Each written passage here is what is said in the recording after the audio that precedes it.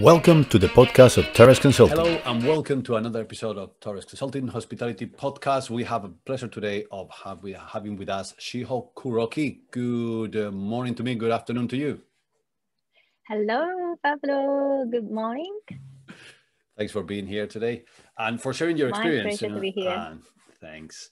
As you know, I'm always trying to get different profiles from the hospitality industry, and Shiho has a great wealth of experience, both in marketing, strategy, and branding. So I thought it was a great opportunity to have her here in the show. And also she has experience in Japan, in the UK, many years. So I wanted you to go through it. So let's start from the beginning. And if you can share a bit of your experience, how has your career been so far? All right. So I worked for 3 companies in 3 countries over 15 years. I luckily worked in various functions across organizations throughout these years. So the first one I joined was JTB in Japan. JTB is the largest travel agency in Japan with a 100-year-old history. It is a travel conglomerate providing a wide range of services related to travel and events. And I worked in sales for both corporate and individual accounts, strategy, marketing, and operations. And my experience working as a trainee in both Germany and the UK made me realize my strong desire to live and work in Europe. And I quit JTB and moved to the UK, and I studied branding from 2010. After the master's, I joined a digital marketing agency in London as an analyst and consultant, and my role was to provide insights over online consumer behaviors. Also, I've started providing brand consulting services on freelance basis during that time. In 2015, I joined Mickey Travel London, which is a leader in providing land arrangement services for Asian customers visiting Europe. And my role was in strategy and managed a broad portfolio and provided operational structure and delivery excellence to cross-functional teams and projects. At last but not least, I started Base East, a brand consulting firm last year, and I would love to share more about it later. Perfect. Well, thanks very much. Yeah, we'll later touch base on that. So going back to the beginning, I mean, you've been working in hospitality, travel agencies, and branding for many years. Why did you choose this career? Why hospitality? All right. So choosing the hospitality was a natural thing for me. I grew up in a countryside in Japan, which is known for beautiful nature, culture, and hot springs. And from childhood, my parents took me to see around the areas. So that travel is making my life very colorful. So that it was very natural to join the hospitality after my university as a job. Okay, so you're saying that there was a love for the hospitality world since the early ages. Now, how do you transition from hospitality to branding in particular? Sure. So JTV is a well-established, trustful brand, and it helped me a lot as a salesperson, even though we cannot see and touch a brand. For example, when we launched the new joint venture in Korea, there were deep discussions which brand the new company will use. When I worked in Europe, it was clear that the level of loyalty to the company among staff was a huge difference. And all of these examples drove me to understand the power of brands. Okay, well, thanks very much. And then you say Base East, which is your latest project. So can you give us more information on what it is, what it means, or how do you help companies? Right. So Base East is a brand consultancy bridging between UK and Japan. In a broad sense, it is between Europe and Asia. And maybe before I talk about my services, it would be nice to talk about what is branding, because this is a very fascinating topic, I believe, for most of us, because everybody knows what brand is. However, people don't exactly know what it is. So I'm gonna maybe start with 4 key elements. Yeah. So first one is brand is not how a marketer think and feel. It is what it stands for in people's mind. So number 2 is branding is not something nice to have. It brings a competitive advantage so that it grows revenue and saves costs. And number 3, branding is not creating a logo, nor is pointing to marketing exclusively. So branding provides solutions for all business areas, such as for business strategy, marketing, operations, and human resources. And number 4, so branding is a strategic activity to build a brand from both logical and emotional aspects. So it is known for creativity and innovation, but also rigorous research, strategy, and analysis. So that said, Base East covers a broad range of branding services, including corporate branding and customer experience design with strategy and creative services. All right, brilliant. So thanks for the information on branding. It's true, I mean, because very often we think about the big brands, like big corporations, but we have to go down to earth and go to back to basics. So it's very, very good. So on a daily basis, what does branding mean for an enterprise, for a company? Okay, that's a very good question, because everyone is the one who actually brings a life to the brands. So this is a very, very important topic, especially for branding practitioners. So the ideal situation would be that everyone knows why a brand exists and what it is like to bring to, and what it would like to bring to the world. So from there, front staff, food and beverage, sales and marketing know what exactly do day to day by heart. So for example, if a hotel aims to bring a hotel working space where clients can be more productive than in their offices or home, and their focus will be creating an environment with a good Wi-Fi or good coffee, rather than a variety of online shows, films, or any fine dining with 5 courses. And this sounds very obvious, but believe me, the more the organizations get larger, the more chances to disconnect what it would like to offer. Thus, service and ideas can be developed to meet different customer needs. Okay, good, understood. So Base East, you were saying before, is a way to bring the East and the West together, so Asia and Europe on the broader scope. So what is it what you enjoy the most about your role in there? Okay, yeah. First of all, I love branding, as this requires both left and right brains. I know from my experience, some people can digest information well with logical approach, but for some, it can be with design or narratives. So when I see aha moments from my clients, I feel rewarded, as that's the start of creating something better for the future. Nice. So we were saying before about the big companies and the big brands and the budget that they might have for branding, but going back to reality, the small and middle enterprises. So how can the small hotel, the small coffee or restaurant invest or on branding to reach a wider audience? Yeah, that's a good question, because I often see that actually small, and medium-sized companies do a great branding without noticing it, as founders or owners can often work closely with the frontline staff, and they talked about their brand with their own words. This is great.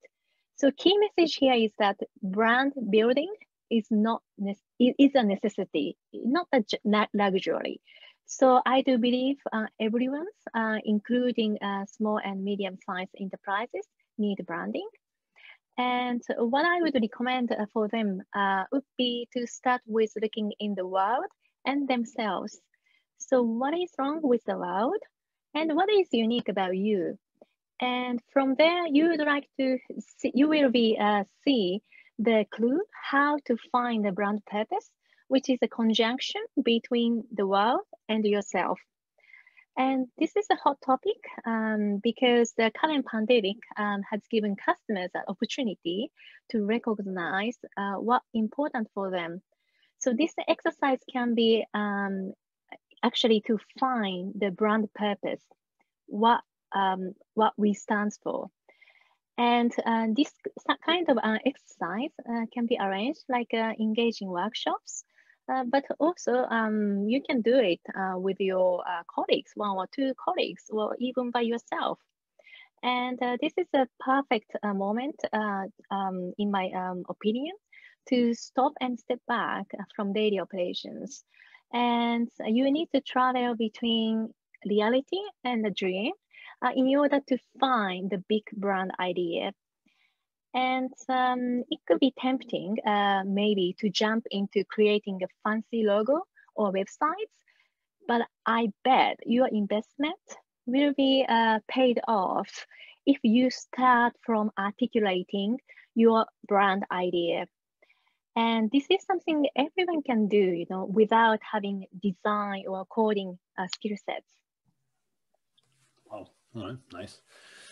Very, very interesting. Shiho, you're Japanese, 100% born and bred, but you've spent a lot of time in Europe, in Germany, and mainly in the UK. So Yes. having experienced both worlds, what do you think are the main differences when it comes to the markets between Japan and the UK or Europe? Yes. Yeah, as you can imagine, there are so many differences. But if I were asked to pick one from maybe traveler's point of view, you know, for Europe, I would say it is a time frame. So it is not common for Japanese to take a long holiday, first of all. You know, and traveling to Europe from Japan takes at least 10 hours. So this affects how Japanese plan their trip in Europe.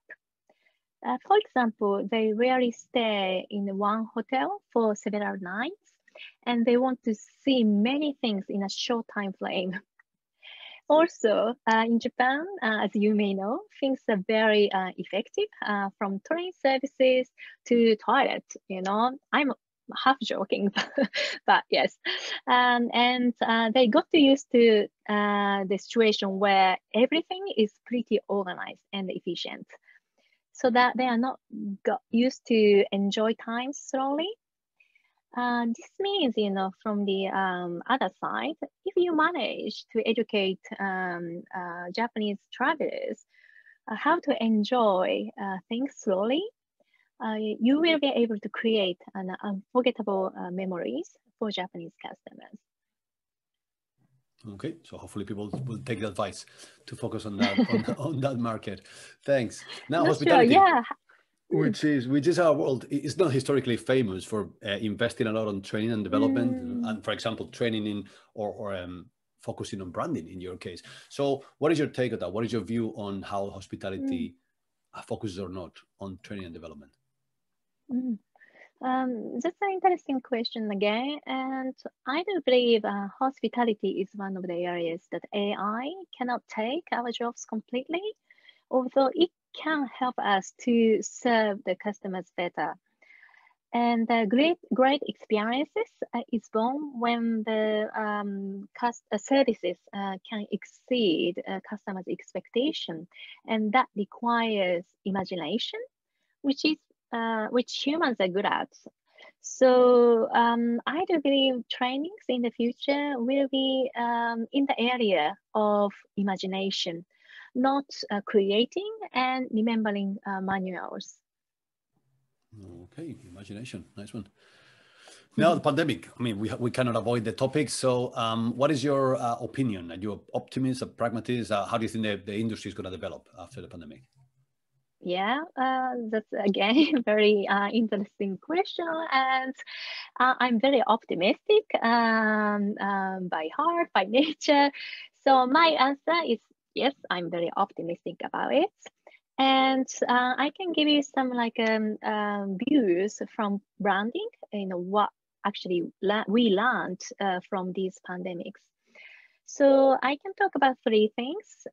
First, due to the acceleration of the digitalization, more brands get exposure to new customers with a short time frame. For example, Avo & Co. Organic delivery service in the UK is something I used for the first time during this pandemic because I was too scared to go to a supermarket. And I was so pleased of their services. And also I got the opportunity to know their purposes behind the brand. And second, many brands are tested if they understand customers. Some brands responded quick and well, and they changed communications and products and services. For example, Uber, the taxi services, launched the campaign of "Thank you for not riding," and they provided masks for drivers, even when these were still scarce. And last, as I mentioned, a brand purpose becomes even more crucial. All the noise has taken away, and we've been given the opportunities to think what is important, meaning that your customers have clearer values now. If a brand cannot explain and act on their purpose of why we exist and what we would like to deliver to the world, it will be a deal breaker, not a tie breaker. So I believe post-pandemic will be the next turning point that brands will be tested. And I believe many hospitality brands are one of them. And the key is to imagine the customer and the world surrounding them and adjust your offerings in line with your purpose. Oh, good statement there. I mean, no, it's serious. I mean, we leave a lot of big lines in there. I think they're going to be very useful for people thinking about their brand, especially the small companies that they really have a big budget. And you're proving that the imagination can play a big role in there. You really need a budget. It's about like being creative, right? Yes, exactly. And also articulate your ideas in a visible way so that the idea can be shared with your colleagues. And that will be the moment, to start building great things together. Brilliant. Good. So I always ask whoever I invite to the show to share some advice to young people. So especially people who are might be either studying at the moment, hospitality, or considering getting into this industry. So with all your experience, what would be your advice to them? Okay, first of all, congratulations, because you're already standing in front of the great journey for the future. I don't think not everyone works in the industry which they can proudly say it in front of your families or friends. And I think it is the area of experience, not goods.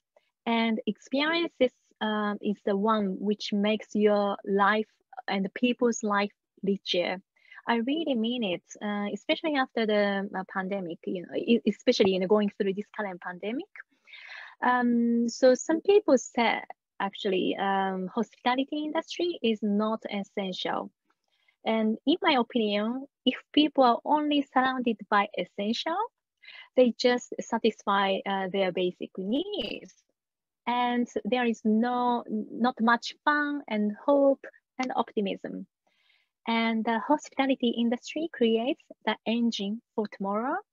And I do hope you will enjoy the career in the hospitality sector. Nice. That's a very, very positive message there. And whoever is already working and they're facing uncertainty with the current scenario, any last tip for them? Well, we started to see some hope by listening the government's plans. So I do hope, you know, we start to see a lots of opportunities in the market, but maybe meanwhile, you can focusing on what you're passionate about and trying to find what you are good at. And these two exercise will increase the opportunity that your job, your future job, finds you in a very natural way. Good. Let's hope for that, right? And as you were saying, it will not last forever. I mean, we're seeing green shoots there, so hopefully soon things will go back to what used to be normal, whatever that means nowadays. Yes. Okay, good. I mean, these are the questions that I have for you. I don't know, you have any last message to share? Well, Pablo, thank you for these opportunities, and yeah, I hope, you know, we can build a better future in the hospitality section in particular. Yeah, all together. Thank you. Brilliant. Well, thanks very much. Thank you for your time and all the information on branding. It was a new topic on the podcast, so it's great to learn so much from you. And again, well, thanks very much. Stay in touch, okay? Yeah, thank Thank you. you. That was all for now. Hope you found it useful. Remember that you have more information on our website www.torresconsulting.co.uk, on LinkedIn, on YouTube, and Twitter. Stay well. Goodbye for now.